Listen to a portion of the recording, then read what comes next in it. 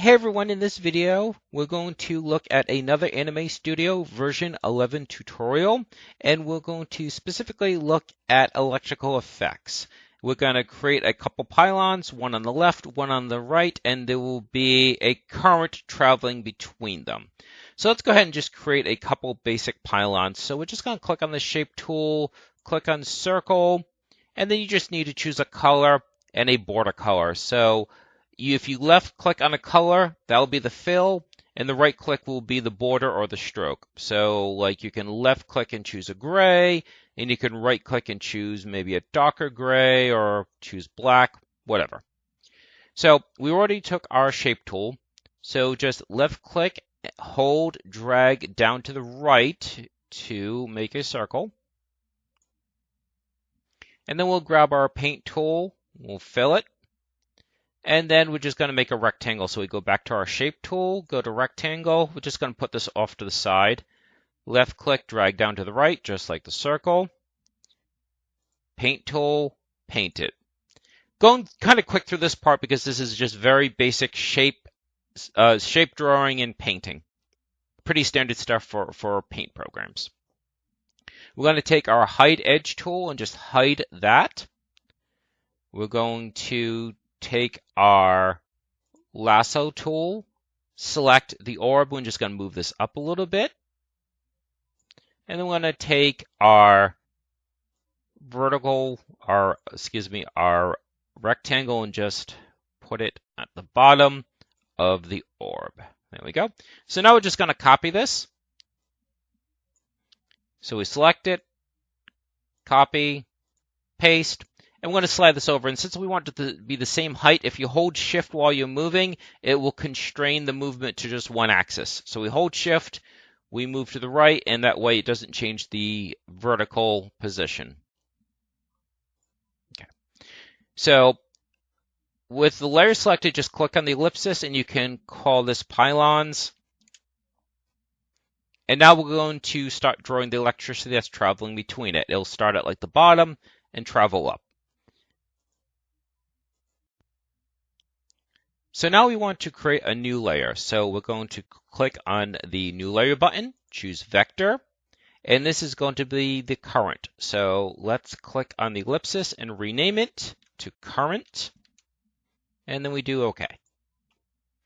So we're going to use the Freehand Tool, and in some of my other videos I've mentioned that you're not going to use this very much. The Freehand Tool creates lots and lots of points, which you want for this kind of control, but it also the more points you use, the more resource intensive your project will become. Now, this is a very simple project, so that's fine, but there are generally only a few occasions that I recommend using the Freehand Tool, and that is for something that's very chaotic, something very erratic, so like electricity, maybe here, things like that. And even for here, that's only if you're like drawing out each individual strand for some reason. All right, so we're using our Freehand Tool. The Freehand Tool uses the border or stroke color. So just right click to choose a color. We're going to use white, and then we're just going to draw a line. So just left click and just kind of draw up and down to make sure that you're definitely getting a lot of points.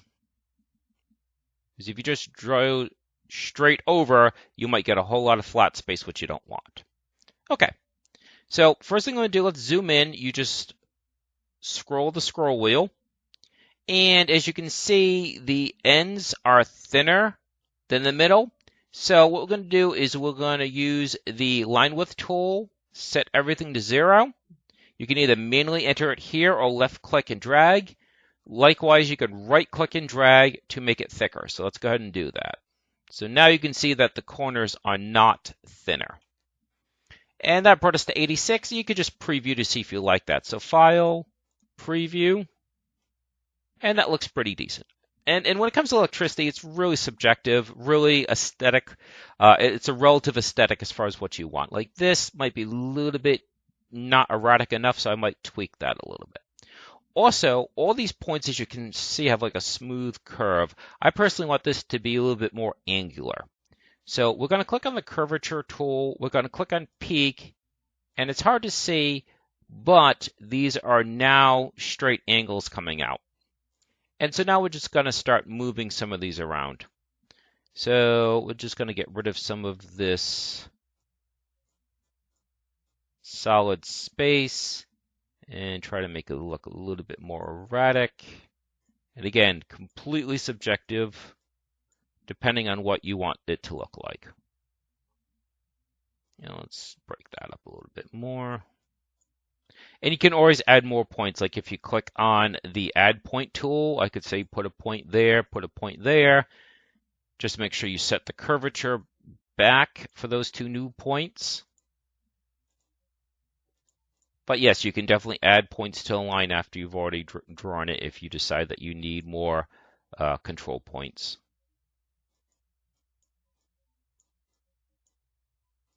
Now let's just preview that. And again, this is very relative. You may want your effect to look different.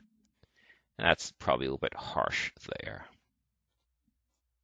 Okay, so something to keep in mind, if you're trying to move a whole bunch of points, there's a really good chance, like you're trying to move them vertically or horizontally, there's a really good chance that you don't want to actually move the points themselves. You want to move the layer as a whole.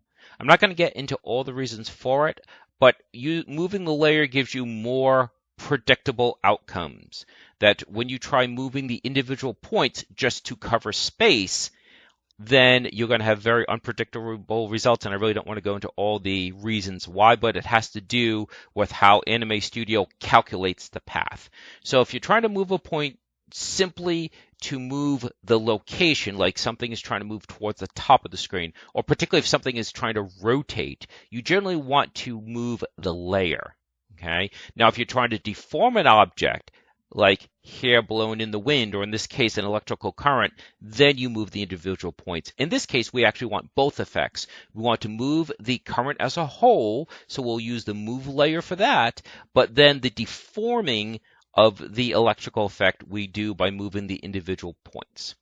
So what we do is we need to decide how many frames do we want this to happen over. So you can use 24 even, whatever.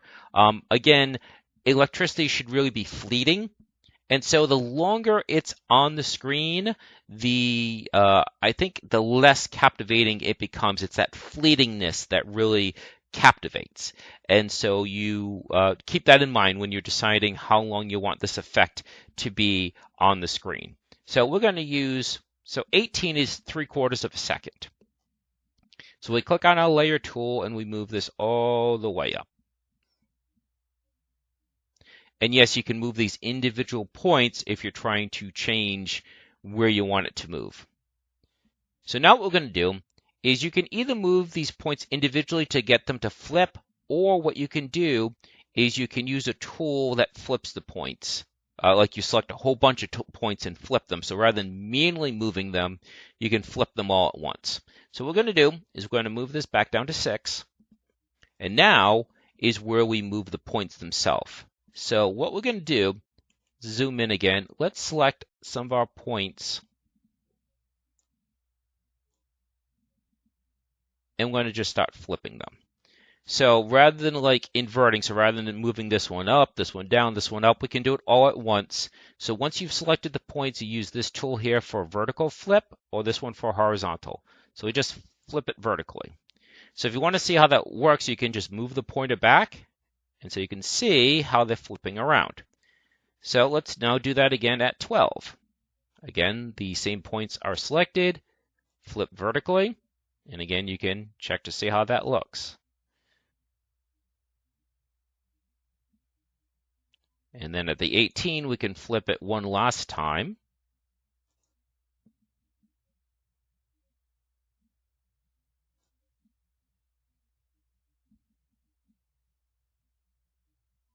Now that made this kind of flatten out a little bit more than what I'd like. So you absolutely can then kind of manually intervene and say, all right, that's not quite what I wanted. So it's not that it's mutually exclusive. This just kind of does the bulk work for you. You're always free to tweak it if you don't like the end results. Moving 6 or 7 dots is a lot easier than moving a couple hundred. All right, so far so good. That gives us the basic effect that we want. But the problem with this is it's just electricity should give off light. Right now, the object is white, but it's really not giving off any glow around it. So what we're going to do is, now that we have our animation, we're going to duplicate this, and we're going to have the duplicate be a glow. So let's move our pointer back to the 0 frame, and then we duplicate current. And let's rename this glow. If you're just renaming, you can just type it right here, but there's a few other things we're going to do too. So we're going to rename this glow. We're going to give a blur radius, so that's exactly what it sounds like, and that it blurs the object. So if something is thin, this will make it thicker, but it blurs it though. Whether it's using specifically a gradient, I'm not sure what the technical term is, but it takes that solid image and it expands it out and blurs it. So let's use a blur radius of 3. Now opacity, very important. The glow, obviously, you need to see through, or it's really not that much of a glow. So this is, again, going to be subject to what you think looks right, but let's do about a 50. Now the last thing that we're going to do is we're going to go back to what we did at the beginning, and we're going to change the line thickness. So since this is a glow, it should therefore travel out further than the current itself. So with this selected, you're going to click on your line thickness tool and make it even thicker. So what you've done is, first of all, you've made it thicker with the line thickness tool. It gets even thicker because of the blur, and it's translucent. So this should give us just about what we wanted for our project. We still need to actually export it to make sure it looks right. But these are the basic components to make electricity look right. Now, one more thing. Right now, the glow is on top of the current. Probably should be beneath it. So we take that glow, we just left click, drag, and let go. And now current is on top. So the current is on top, and then the glow, and then the pylons. Now, if you want to get a little bit more fancy, even before we run this, what you can do is, if the electricity is coming out of this point, maybe you want to emphasize that it's coming out here. And since the electricity, in the electricity itself, since it's making contact with this object, you'd expect there to be a little bit more glow here. So what you can do is you can increase just these 2 points. So that is the points at the end. So for the glow, select that point, go to line thickness, and make it even bigger. See how you've made just that 1 point glow? Same thing over here. Grab that one, and you make just that point glow. Now, since we did not set the line thickness on any of these spots, this new thickness will travel through. So just keep in mind that if you've changed the thickness here, you're going to have to go back and change it again. So we'll just manually track through. And that looks pretty good. Now, only thing is here, the glow goes over the edge, so you might want to tweak that. Who knows, it might look right to have glow in the ear, but you might not like it. So what we'll do is we'll just move that down like that. And that glow might need to be a little bit more. But again, there's a blur radius, which will make it go out bigger. Okay, so I think we're ready to run this. So let's go to File. Let's go to Export Animation. It's only 18 frames, so you choose 18. And then what you're going to do is you're going to click on OK. It's going to ask you what you want to save it, where you want to save it, and then it'll automatically render it. And it rendered it that fast. So let's click on the ellipsis, do repeat, and we'll play it. And that looks pretty good. In fact, it would look even better. I think I mentioned at the beginning, since the background is like this kind of whitish gray color, you're really not getting a full sense of the glow. So let's just do that one more time. Let's go to create a new vector, drag and drop it behind the pylons, and then you can just take like a rectangle shape and just make it a color other than white, just to make this more distinctive. And let's export that again.